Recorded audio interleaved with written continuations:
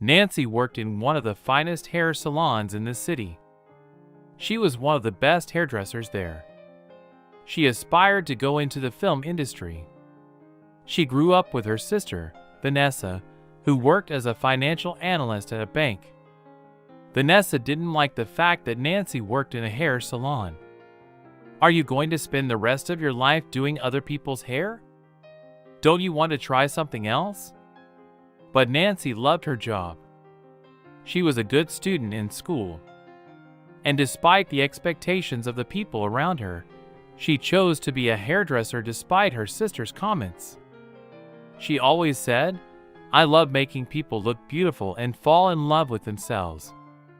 Again, she worked at the salon for 4.5 years. The management loved her. She always left her clients happy with the results. "Nancy, you need to go to school and get a decent degree." Vanessa often complained, "Sister, you know that getting a degree is not the only option in life. I enjoy my work." Nancy replied that the longer you stay there, the harder it's going to be for you to really become someone in life. Her sister said, "Well, let's see where that takes me." Nancy replied indifferently. She had gone to school once. It was at the beginning of her career as a hairdresser. She couldn't stand the constant ridicule from her peers. When they found out she was from the beauty industry, she realized she was much better off doing what she loved. Nancy was a quick study, though. She had so much more to discover. It was prom day at the local school, and Nancy was expecting a lot of customers that day, but she woke up late because her alarm didn't go off. For some reason, she quickly got dressed and rushed to work. Nancy knew she wouldn't have much time for lunch, so she decided to get a sandwich from the nearby diner, and she came out with a paper bag containing a hot sandwich that she would eat on her way to work. She saw a homeless man sitting on the ground nearby. She felt a pang of sadness in her heart.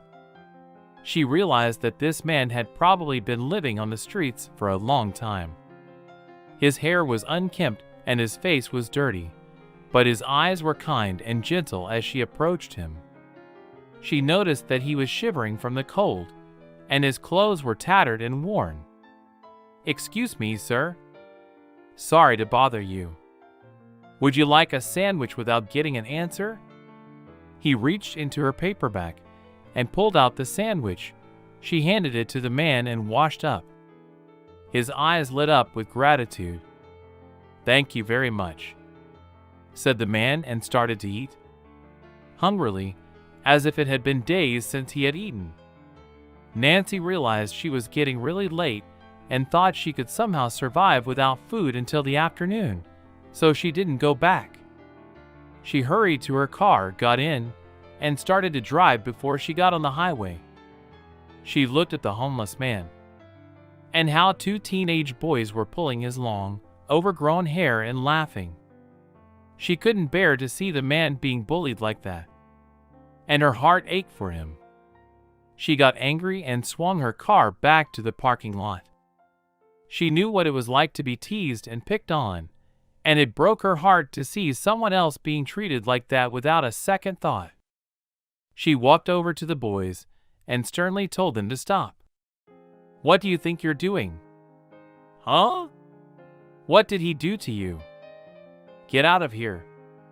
You idiots, get lost." The boys looked at her skeptically at first, but when they saw that she was furious, they stopped. They stopped and apologized. "I'm sorry to bother you again. Listen, I work not far from here. I'm a barber. Can I give you a haircut?" The poor man looked at Nancy. He hesitated what to say. "I'd love a haircut, but I'm dirty. And I mean, look at me. Don't worry, it's no big deal." Nancy helped him in, stood up, and led him to the car as they entered the barber shop. Everyone was staring at Nancy and the man. "Nancy, who is that?" Tina asked. "This is Mr. Coleman. "We're going to give him a nice haircut today," Nancy replied. "Are you out of your mind, Nancy? You've got 5 girls waiting for you. They've got their prom." Tina was outraged. "It's all right. We can take care of all of them.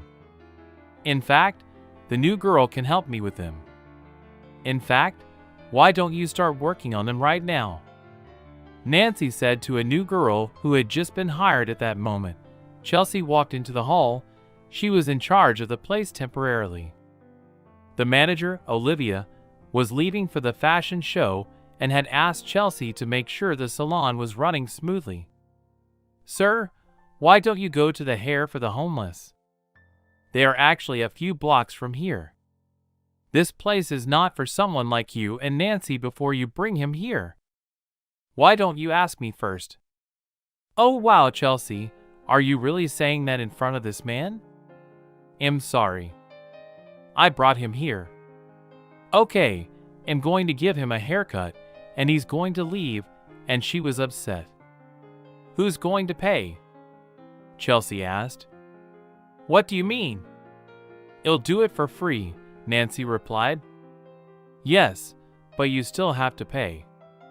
"It's not your hair salon, and you can't do whatever you want," Chelsea said. "Of course I will pay." "Don't worry, Chelsea." Nancy got angry. "Now. God, he stinks. Somebody open a window." Chelsea walked away quickly, pinching her nose. "That's it. I can't take it anymore. Chelsea, come here." Nancy was furious. She walked over to Chelsea and stood right in front of her face and screamed, "You have no right to talk like that. I'm going to pay for him. He's going to get a haircut and leave. Now go and apologize." "You brought the bomb. I'm not going to apologize for anything. Am I wrong, girls? This guy stinks, and look at his clothes. He probably hasn't showered in years. This is a high-end hair salon. We have wealthy clients, and you can't just bring in bums off the street." Nancy was shocked. She realized there wasn't much she could do to convince them to listen to her. She decided to just do her job quietly, without paying attention to what they were saying. When she turned around, Mr. Coleman was gone. She ran out and saw him walking away. She caught up with him and said, "Mr. Coleman, come back. Let's go back inside. Dearest one, I'm so grateful for what you did. I don't need a haircut. I don't want to cause you any trouble," he replied. "Mr. Coleman, you'll cause me trouble if you don't come back. Don't listen to these girls. They're just different." Nancy convinced him to come back and cut his long hair. The only person who didn't say anything, just smiled, was an old lady, Mrs. Jones. She was a janitor at the salon. She smiled at Nancy and just nodded at her and walked past her. She whispered softly, "Sure, there will be some action when Olivia returns, but you did the right thing." Mrs. Jones assured Nancy in about an hour. Nancy was done. When he looked in the mirror, Mr. Coleman couldn't believe his eyes. The old man staring back at him had been transformed into a handsome, distinguished gentleman. His hair, once unruly and unkempt, was now styled into a sleek, modern cut. It complemented his features perfectly. Nancy didn't regret helping the poor man one bit. In fact, when they were finished, she took him to the nearest store and bought him some new clothes. When Mr. Coleman stepped out into the street, he felt like a new man. He walked down the street with his head held high, feeling confident and proud for the first time in a long time. Again, he had forgotten how good it felt to be proud of his appearance and feel good about himself. Nancy took real pride in her work. She truly enjoyed making people happy and seeing them smile again. As they walked back to the salon, Mr. Coleman told the story of how he ended up on the streets. He became homeless a few years ago when his marriage broke up. He had taken out a large mortgage, and the interest rate went up. He was overwhelmed. When his marriage ended, he lost his income, then his job at a shipyard, and he fell further and further behind with his debt payments. He wasn't aware of his mental breakdown. He began drinking too much and soon became addicted. When his house was repossessed, he was depressed and it took all his energy. His friends let him stay with them for a while, but he didn't want to be a burden. And soon he moved out. Since then, he has lived on the streets. He thanked Nancy for her kindness. She gave him some cash from her wallet and her credit card. She did not. T didn't promise much, but she asked him to call her. When he needed to talk that day, Nancy came home, exhausted from doing hair for all the prom girls that morning. A phone call woke her. It was Mrs. Jones calling. She told Nancy that. When Olivia got back from the fashion show, Chelsea told her all about last night. And for the first time in 5 years, Olivia wasn't happy. Nancy didn't feel like going to work, but she decided to go and explain everything to Olivia. I told her that Bum was going to ruin our reputation as one of the best hair salons in the city. But she wouldn't listen. Chelsea told Olivia in the office, "This is really hurting our reputation, and I think you should fire her." Olivia walked into the main hall. Her face twisted into a scowl as she looked at Nancy. Her eyes blazed with anger and frustration, and her tone was harsh and accusatory. "Who is this man?" she demanded. "Do you know why you brought him here?" "Olivia? I'm really sorry. I just felt sorry for the man. And this is all I could do for him. I'm sorry. I used your hair salon for this." And she said, "This is a business, not a charity. I'm going to have to fire you. I'm also going to have to withhold your paycheck for the week. It's to cover the cost of the cleaning." "What cleaning?" Nancy was confused.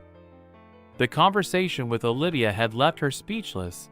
She wept softly and gathered her things. She called her sister and told her that she was fired. "I told you, Nancy, but you never listened to me." Then she told her why she was fired and told her Mr. Coleman's story. "They're just so heartless and always thinking about money. They just don't know what it means to be kind sometimes. I mean, it only happened once that I thought they would understand," Nancy told her sister through her tears. "Don't worry, honey. You did the right thing. I'm sure you did. Mom and Dad are watching and they're proud of you." Vanessa replied, "I have to get a job now. I don't even get paid for the week." "Don't worry about that. There are plenty of places you can go to work. They'll take you right away. You're a professional." "Yes, I am. But I'm not so sure. Chelsea has promised to make my life miserable. She's probably already calling her friends and telling them not to hire me. I think he'll move to another city or something." Meanwhile, Olivia stood in the busy hair salon. She couldn't help but feel a pang of regret. She had always been a bit hard on Nancy, and now she was beginning to realize that her actions had consequences. As she tried to explain to the clients that Nancy had left without leaving any information, she could see the disappointment in their faces. Nancy had been a popular stylist at the salon with a loyal following of clients who trusted her.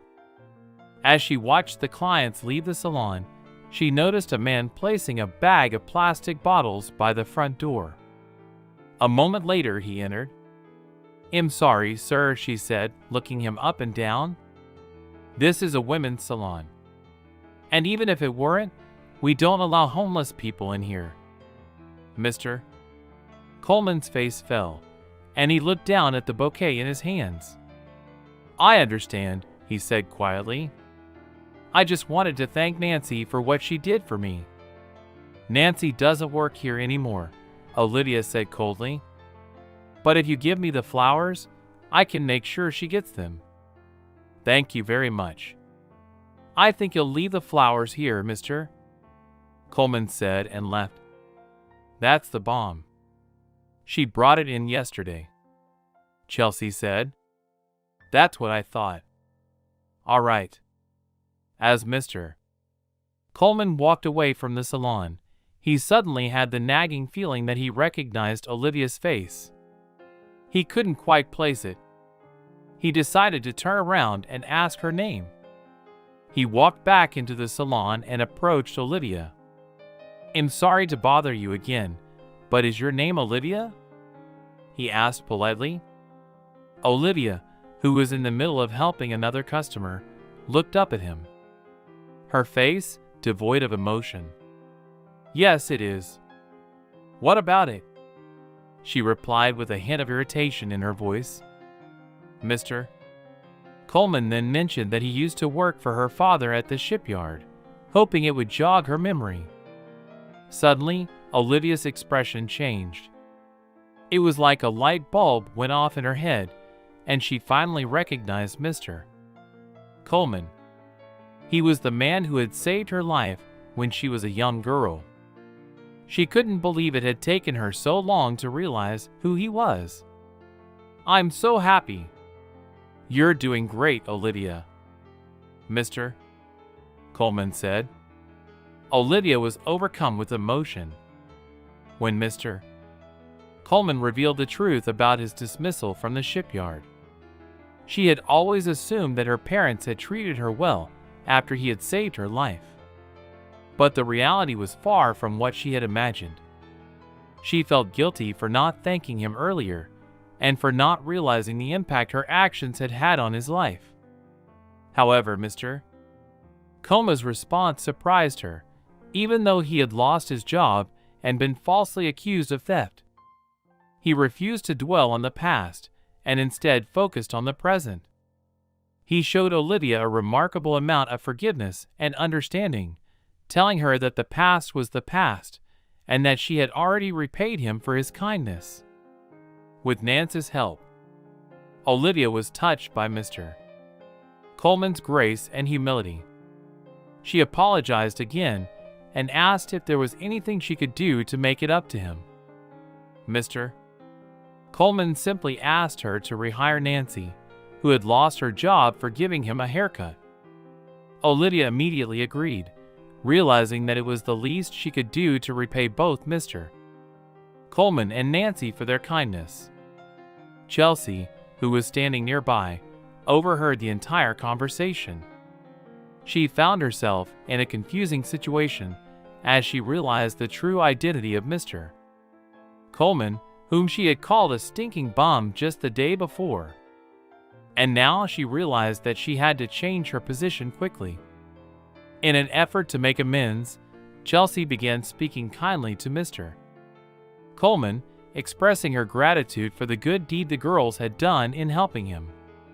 She also began to praise the girls for their act of kindness, telling Olivia how wonderful it was that they had shown compassion to a homeless man in need. Olivia didn't pay attention to what Chelsea was saying. She was in the middle of dialing Nancy's number. When Nancy picked up, Olivia explained everything. Nancy was surprised to hear it. The man she had helped was actually the same man who had saved Olivia's life when she was just 5 years old. Nancy listened intently as Olivia talked about how fate had brought them all together. Olivia apologized over and over for firing her without understanding the situation. Nancy could hear the sincerity in Olivia's voice and was touched by her words. After a moment of silence, Nancy finally spoke. You know, Olivia, I didn't do it for the money. In fact, I paid Chelsea to do my job. I did it because I saw a man in need and I just wanted to help, but I already miss working there, so I'd love to come back." Olivia was thrilled to hear that and immediately offered Nancy her job back. Then she turned to face Chelsea, who was standing there with her head down, clearly feeling guilty. She could see the remorse in her cousin's eyes and knew that Chelsea was truly sorry for what she had done. "I'm really sorry, Olivia. I'm not proud of what I said. I was an idiot," Chelsea said for a moment. There was silence between them as Olivia thought about what to do next. She didn't want to hold a grudge against Chelsea. After all, they were family. "I appreciate your apology, Chelsea." Olivia finally spoke up. "I don't want to fire you. We're family, and I don't want this to come between us. I was wrong too, when we both made mistakes." Chelsea's face lit up with relief and gratitude. "Thank you, Olivia," she said. "I promise I won't let you down again. I was just so caught up in the moment that I didn't think things through." Olivia smiled warmly at her cousin. "It's all right. We all make mistakes. What's important is that we learn from them and move on." Chelsea then looked up at Mr. Coleman and apologized in the middle of their conversation. Mrs. Jones, who worked as a janitor in the building, interrupted with the proposal. She reminded Olivia that she had mentioned her desire to open a hair salon and suggested that she give Mr. Coleman a chance to try it out. Mrs. Jones was sure the girls would be willing to help him. Jack couldn't help but smile at the suggestion. He had faced many rejections in his search for a job, but now there was a glimmer of hope in his heart that maybe this could be his chance to turn his life around. Olivia smiled. She had a reputation for being fair and compassionate to others, and she wanted to give him a chance. "We'll start tomorrow," she said with a nod. "I'll get the girls, show you the ropes, and we'll take it from there. I have a good feeling about this." Nancy and Mr. Coleman's friendship continued to grow stronger at first. He struggled with the technique and precision required to be a good hair stylist, but Nancy's patience and guidance helped him improve his skills. She even let him practice in her own hair sometimes, which was a brave move. But it paid off as Mr. Coleman became quite skilled in the craft. As Mr. Coleman became more confident in his abilities, Nancy realized that he had a natural talent. Nancy offered to let him stay with her until he could get back on his feet. Her sister didn't mind at all. Mr. Coleman was initially hesitant to accept her offer, not wanting to impose on her kindness, but Nancy was insistent, and he eventually relented, grateful for her generosity. As her friendship continued to blossom, Nancy and her sister began to view Mr. Coleman as more than just a friend or a roommate.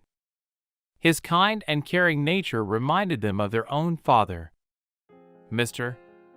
Coleman seemed to sense their feelings towards him, and he began to take on a more paternal role in their lives. He would offer them advice on everything, from relationships to career goals, and would always be there to lend a listening ear when they needed it. Over time, Nancy and her sister began to confide in Mr. Coleman more and more, opening up about their hopes, dreams, and fears. And in turn, he shared stories from his own life, providing them with valuable insights and lessons learned.